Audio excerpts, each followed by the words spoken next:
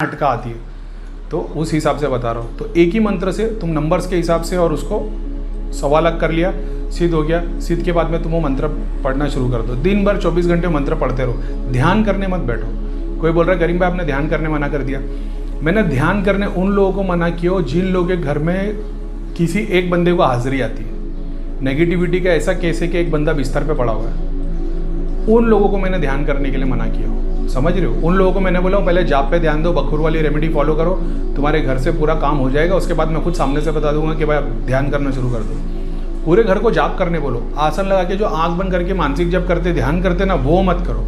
आंख खुली रखो त्राटक में। एक्चुअल में त्राटक भी नहीं करना चाहिए उस कैटेगरी को जिनके घर में किसी न किसी को हाजिरी आती है। आसन पे बैठ जाओ, माला ले लो, आंख खुली रखो, मंत्र जाप करते रहो। त्राटक में भी तुम एक्चुअल में त्राटक करना आंख बंद करने से ज़्यादा पावरफुल है। इसके लिए मैंने ध्यान करने के लिए मना किया है। इसके अलग अलग क्या 100 के 100 लोगों को इफेक्ट हो सकता है? नहीं। 50 को हो सकता है, 50 को नहीं हो सकता। तो मैंने पहले सोच बोल दिया कि मत ही करो तो अच्छा है, इसलिए तुमको ध्यान करने मना किया। तुम जैसे ध्यान करोगे ना, हो सकता है तुम्हारे बाजू में कोई प्रेत आके खड़ा हो जाए, अचानक में तुमको व्हाइट लाइट दिखेगी, क्योंकि तुम ध्यान में तुम्हारे 6 चक्र खुल गए। 7वें पे तो वही सर पे आके बैठ जाएगा। सर पे आएगा, पूरी शक्ति तो लगा देगा, यहाँ आके बैठ जाएगा तो तुमको चीज़ें दिखना शुरू हो जाएगी। तुम बोलोगे करीम भाई बहुत बहुत शुक्रिया, मेरी दृष्टि खुल गई, मेरे को साक्षात्कार शिव जी नजर आ रहे, ये हो रहा है वो हो रहा है। एक्चुअल में प्रेत आ जाएगा, फिर थोड़े टाइम के बाद तुम परेशान हो जाओगे। इसके लिए मैंने बोला पहले जाप कर लो।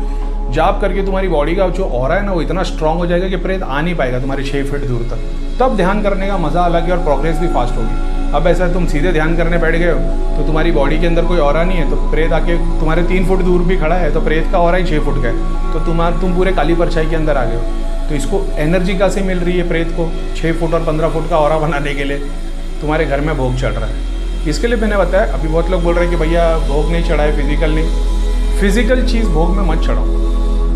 फल फ्रूट जो फिजिकल चीज़ है ना, वो मत चढ़ाओ।